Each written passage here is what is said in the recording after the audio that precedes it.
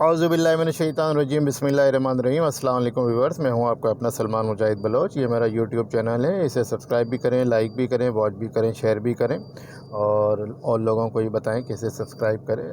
3-4 दिनों में अच्छी खासी खबरें जमा हो गई हैं। सबसे बड़ी खबर जो कल रात जो एक दफ़ा से फिर पूरी पाकिस्तानी कौम पे जो है, आवाम पे जो है पेट्रोल बम गिरा दिया गया। जी हाँ, बिल्कुल पिछले कोई 1 से 1.5 माह में चौथी दफ़ा या 5वीं दफ़ा हुकूमत ने जो है, वफाकी हुकूमत ने पेट्रोल की मसनूआत में, पेट्रोलियम मसनूआत में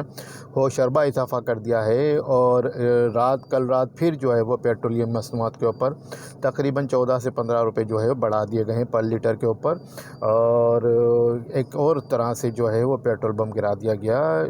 समझ में नहीं आ रहा, ना कोई समझाने को तैयार है, ना कोई बताने को तैयार है। आखिर ऐसी कौन सी मजबूरी है कि आवाम के साथ इतना बड़ा जुल्म किया जा रहा है। इस हुकूमत ने तो आवाम की चीखें निकलवा दी हैं। इस हुकूमत ने आवाम से 2 वक्त की रोटी छीन ली है। इस हुकूमत ने जो है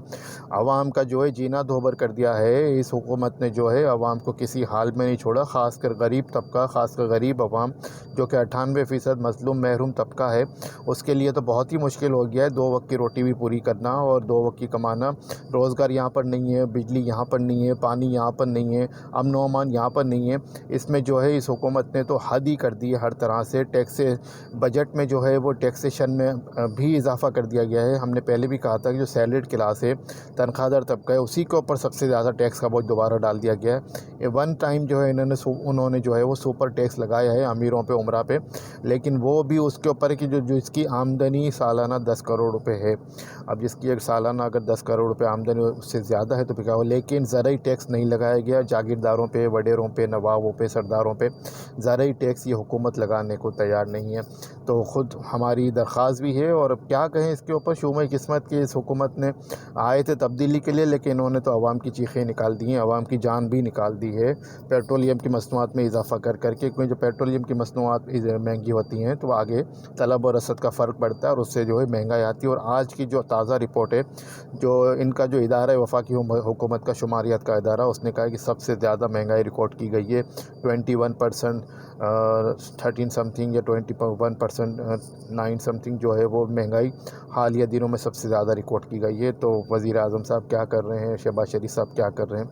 कोई बताने को तैयार नहीं है कि कैसे ये ख़त्म होगा, कैसे काबू पाया जाएगा। इसके अलावा MQM पाकिस्तान के डिप्टी कन्वीनर हैं, इंतहाई शफ़ीक इंसान है, मिलनसार इंसान है और बाअखलाक इंसान है, कंवर नवीद जमील भाई, जो पिछले 4 दिनों से जो है वो ब्रेन हेमरेज की वजह से जो है वेंटिलेटर पर हैं और कराची के आगा खान हॉस्पिटल में जो है वो इंतहाई निगहदाश्त के वार्ड में ICU में हैं। और अब तक जो है वो कोई ऐसी बेहतरी की सूरत हाल नज़र नहीं आ रही। और डॉक्टर्स भी जो है वो पूरी डॉक्टर्स की टीम, पूरा बोर्ड जो उनका मायना कर रहे हैं, उनकी ज़ेर निगरानी है। हम दुआएं कर रहे हैं और पूरी कौम से भी अपील करते हैं कि उनके लिए दुआ करें कि अल्लाह पाक कंवर नवीद जमील भाई को ज़िंदगी अता करे, सेहत वाली ज़िंदगी अता करे, आफ़ियत वाला मामला फ़रमाए। क्योंकि उनकी भी फैमिली है, उनके बच्चे भी हैं, बीवी भी हैं, भाई बहन भी होंगे। तो बीच में जो ख़बरें चली वो भी बड़ी अफसोसनाक ख़बरें थी। किसी के हवाले से बग़ैर तस्दीक की इस किस्म की ख़बरें नहीं चलानी चाहिए। और कंवर नवीद जमील भाई MQM पाकिस्तान का तंजीम का एक बहुत बड़ा असासा है और हम समझते हैं कि उनका जो है वो अल्लाह पाक उन पे रहम फरमाए और उनको ज़िंदगी अता फरमाए और उनको सेहत कामिला अजला अता फरमाए, शफ़ाए कुल्ली अता फरमाए और इस बीमारी से उनको निकाले और दोबारा से वो सेहतियाब होकर तमाम कारकुनान के बीच में, आवाम के बीच में, हम सब के बीच में आए। इसके अलावा कराची में जो है वो आपने देखा कि पिछले दिनों लोड शेडिंग का जन इतना बेकाबू हो गया है कि 4-5 दिन पहले जो मारीपुर रोड पे जो 20 घंटे तक जो मुजाहिरा हुआ, वहाँ की माएँ बहनें, अवाम, बुज़ुर्ग औरतें निकलीं और वहाँ के बुज़ुर्ग निकले, नौजवान निकले और वो डटे रहे जब तक उनके मामलात, उनकी लोड शेडिंग का इशू जो अनाउंस गैर एलानिया लोड शेडिंग है वो ख़त्म नहीं होगी। कि इलेक्ट्रिक जो है वो जब तक उस गैर एलानिया लोड शेडिंग को ख़त्म नहीं करेगी वो अपने घरों को नहीं जाएंगे।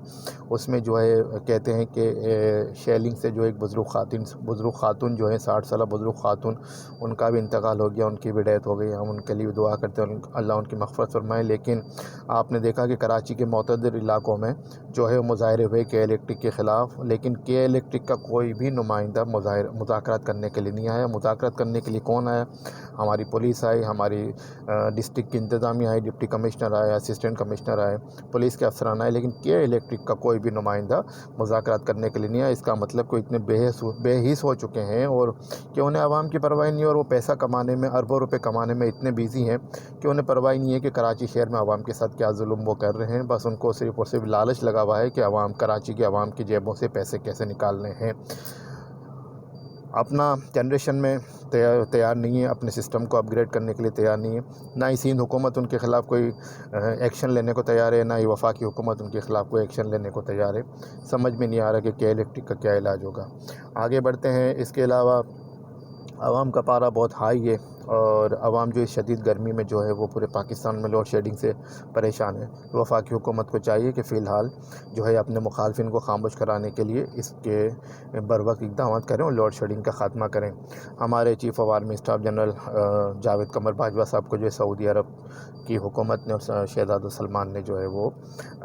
ایک انتہائی اعلیٰ قسم کا سعودی عرب کا ایک اعزاز، ایک ایوارڈ دیا ہے، جس پہ ہم جنرل باجوہ کو اور پوری پاکستانی قوم کو اور افواج پاکستان کو اور ایک ایک سپاہی کو جو ہے وہ مبارکباد پیش کرتے ہیں۔ اور یہ پاکستان کے لیے بڑے فخر کی بات ہے، پاکستانی قوم کے لیے آنر کی بات ہے کہ ہمارے chief of army staff general Bajwa کو جو ہے وہ سعودیہ نے ان کی سروسز کے ریکگنیشن میں، ان کی خدمات کو مانتے ہوئے جو ہے وہ اپنا اعلیٰ سول ایوارڈ جو ہے انہیں عطا کیا ہے۔ ہم مبارکباد پیش کرتے ہیں۔ اس کے علاوہ جناب آپ نے دیکھا ہوگا کہ کل جو ہے لاہور ہائی کورٹ نے ایک فیصلہ دیا پنجاب حکومت کے حوالے سے، وزیر اعلیٰ پنجاب حمزہ شہباز کے الیکشن کے حوالے سے، اور آج کا دن مقرر تھا کہ آج 4 بجے ووٹنگ ہونی تھی، لیکن پی ٹی آئی جو ہے پہلے اس کے اوپر جو ہے وہ پی ٹی آئی کے رہنما جشن منا رہے تھے، مٹھائیاں کھا رہے تھے، لیکن جب فیصلہ پڑا، اس کا آپریٹو پیرا پڑا، اس کا لاسٹ پیرا پڑا، کنکلوڈنگ پیرا پڑا، تو ان کو سمجھ میں آئے کہ یہ تو کیا ہو گیا، یہ خوشی منانے والی بات نہیں ہے۔ آج وہ فوری طور پہ عمران خان صاحب کی ہدایت پہ سپریم کورٹ چلے گئے، اور سپریم کورٹ نے آج ہی ان کی اس پٹیشن کو جو ہے ٹیک اپ کیا، اور اس بات کو کے اثر کو ظاہر کیا کہ 12 بجے عدالتیں صرف ان کے لیے نہیں کھلتی، بلکہ 12 بجے عدالتیں کسی اور کے لیے بھی کھل سکتی ہیں۔ اور آج صبح جو ہے وہ ان کی جو ہے پٹیشن کو ٹیک اپ کیا، اور آج ہی اسے سنا گیا، اور آج پورے دن کی بحث و مباحثے کے بعد، بڑی ہاٹ ڈیبیٹ کے بعد یہ طے پایا ہے، اور اس میں جو ہے پرویز الہی کو بھی طلب کر لیا گیا، حمزہ شہباز وزیر اعلیٰ پنجاب کو بھی طلب کر لیا گیا لاہور سپریم کورٹ کی رجسٹری میں، اور وہاں پہ یہ طے پایا ہے، اور یہ سب سے بڑا نقطہ یہ تھا کہ 17 جولائی کو پنجاب میں اور لاہور میں ضمنی الیکشن ہونے جا رہے ہیں، جو پی ٹی آئی کے 20 اراکین ڈی سیٹ ہوئے ہیں ان کی نشستوں پہ، جس میں تقریباً جو ہے نون لیگ نے پی ٹی آئی کے منرف اراکین کو ٹکٹ جاری کیا ہے، تو اس الیکشن تک جو ہے اس الیکشن کو روکا جائے۔ تو تمام فریقین کے دلائل کو سننے کے بعد، تمام فریقین کی باتوں کو سننے کے بعد، آج جو ہے وہ سپریم کورٹ نے یہ فیصلہ دیا ہے کہ اب جو ہے وزیر اعلیٰ پنجاب کا جو ری پولنگ ہوگا، دوبارہ جو ان کا الیکشن ہوگا، وہ جو ہے وہ 22 جولائی 2022 کو ہوگا۔ جی جناب، عید کے بعد میں ہوگا، اور 17 جولائی کے لیے ضمنی الیکشن کے بعد 22 جولائی 2022 کو دوبارہ سے وزیر اعلیٰ پنجاب کے انتخاب کے لیے الیکشن ہوگا۔ آگے بڑھتے ہیں۔ ایم کیو ایم پاکستان نے جو ہائی کورٹ میں ایک اپیل فائل کیا تھا، ایک پٹیشن فائل کیا تھا بلدیاتی انتخابات کو ملتوی کرانے کے لیے، جو ڈسمس کر دی گئی تھی، اس کے خلاف ایم کیو ایم پاکستان نے سپریم کورٹ آف پاکستان میں جو ہے وہ کراچی رجسٹر میں نظر ثانی کی اپیل داخل کر دی ہے، اور اس میں یہی پلی لی گئی ہے کہ قانون سازی جب تک نہیں ہو جاتی، جب تک صحیح سے حلقہ بندیاں نہیں ہو جاتی، جب تک جیری مینڈرنگ کے معاملات ختم نہیں ہو جاتے۔ اور ابھی آپ نے دیکھا جو بلدیاتی الیکشن کا دوسرا مرحلہ جو اندرون سندھ میں ہوا، جو 14 اضلاع میں، اس میں کتنا خون خرابہ ہوا وہاں پہ، اور کس طرح سے وہاں پہ دھاندلی کی گئی، یعنی کہ جو پچھلے 50-60 سال سے، جب سے پاکستان بنا ہے، جب سے جو ایم کیو ایم پاکستان کے اردو بولنے والوں کی جو اکثریتی علاقے ہیں جہاں سے ایم کیو ایم پاکستان کبھی نہیں ہاری، لیکن آج جو ہے وہ اس الیکشن میں ان علاقوں سے بھی جو ایم کیو ایم پاکستان کو یہاں کی صوبائی حکومت نے، پیپلز پارٹی نے ہروا دیا، اور ان کی وہ نشستیں بھی چھین لی ہے۔ اس سے بڑا ظلم کیا ہوگا، اور اس سے بڑی ناانصافی کیا ہوگی؟ الیکشن کمیشن پاکستان کی بنیادی ذمہ داری ہے کہ ان معاملات کو دیکھے، اور اسی حوالے سے آج جو ہے وہ ایم کیو ایم پاکستان کی ڈپٹی کنوینر ہیں، جو نامزد گورنر بھی ہیں، نسرین جلیل صاحبہ نے ایک خط بھی لکھا ہے chief election commission of Pakistan کو کہ ایک تو یہ وجوہات تھیں جو میں نے پہلے بیان کی، اور دوسرا یہ کہ جہاں پہ حلقہ بندیاں ٹھیک نہ ہو، غیر حتمی فہرستیں ابھی تک ہیں، اگست میں جو ہے جا کے وہ حتمی فہرستیں شائع ہونی ہیں، اور جو ہے وہ قانون سازی میں ابھی ترامیم ہونی ہے، بلدیاتی قانون میں جو ہے ترامیم ہونی ہے، وہ ٹھیک سے نہیں ہے، پلس جو ہے کراچی میں جو ہے کورونا کی شرح بھی بڑی تیزی سے پھیل رہی ہے، کورونا بڑی تیزی سے پھیل رہا ہے۔ ان حالات میں بلدیاتی الیکشن کرانا ٹھیک نہیں ہے اور ناممکن نظر آتا ہے، اس لیے ایک خط کے ذریعے MQM پاکستان نے دوبارہ سے chief election commissioner of Pakistan سے یہ استدعا کی ہے کہ فی الحال بلدیاتی الیکشن کو کراچی حیدرآباد میں جو ہے وہ ملتوی کیا جائے، اور یہی یہی استدعا جو ہے وہ التوا مانگا گیا ہے سپریم کورٹ سے بھی۔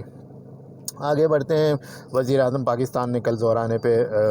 سابق صدر آصف علی زرداری اور وزیر خارجہ جو ہیں اور چیئرمین بھی ہیں پیپلز پارٹی بلاول بھٹو کو اپنے پاس بلایا زورانے پہ دوپہر کے کھانے پہ، اور ان سے جو ہے وہ شکایت کی ہیں، اور ان کے سامنے جو اتحادیوں کے تحفظات وہ رکھیں، خاص کر MQM پاکستان کے جو تحفظات ہیں سندھ کے حوالے سے، کہ پیپلز پارٹی جو ہے MQM پاکستان کے ساتھ کیے گئے معاہدے پہ بالکل بھی عمل نہیں کری، سامنے رکھا ہے، لیکن اس کا آؤٹ کم کیا ہوا، اس کا رزلٹ کیا ہوا، اب تک اس کا کچھ نہیں پتہ چلا، کوئی خبر سامنے نہیں آئی کہ زرداری صاحب نے بلاول صاحب نے اس بارے میں کیا بتایا، اور وہ کیا اس معاہدے پہ عمل درآمد کرنے کو تیار ہیں یا نہیں، یا ان کی پیپلز پارٹی کی صوبائی حکومت جو ہے وہ MQM کو جو معاہدہ کیا اس میں اکوموڈیٹ کرنے کو تیار ہے یا نہیں ہے، یا جو MQM کے جو بنیادی مطالبات ہیں خاص کر بلدیاتی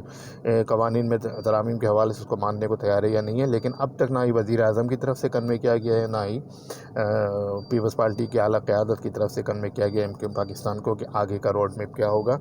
آگے بڑھتے ہیں۔ NH 245 کا الیکشن کراچی میں، جو کہ مرحوم عامر لیاقت صاحب کی وفات کی وجہ سے خالی ہوا ہے، اس میں جو ہے وہ بڑی ہاٹ خبریں چل رہی ہیں 2-3 دن سے کہ MQM پاکستان میں، اور MQM پاکستان کے سابق ڈپٹی کنوینر کہہ لیں، سربراہ کہہ لیں، ڈاکٹر فاروق ستار کے درمیان مذاکرات چل رہے ہیں، اور ڈاکٹر فاروق ستار جو ہے وہ MQM پاکستان میں آنے کو تیار ہیں، اور بقول ذرائع کہ MQM پاکستان یہ چاہتی ہے کہ فاروق ستار ان کے ٹکٹ پہ الیکشن لڑیں، پتنگ کے نشان پہ لڑیں،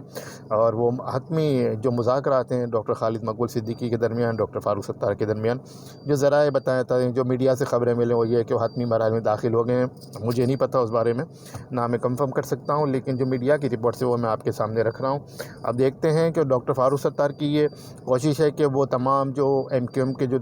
تمام جو گروپس ہیں، چاہے وہ PSP ہو، چاہے وہ مہاجر قوم موومنٹ حقیقی ہو آفاق احمد کی،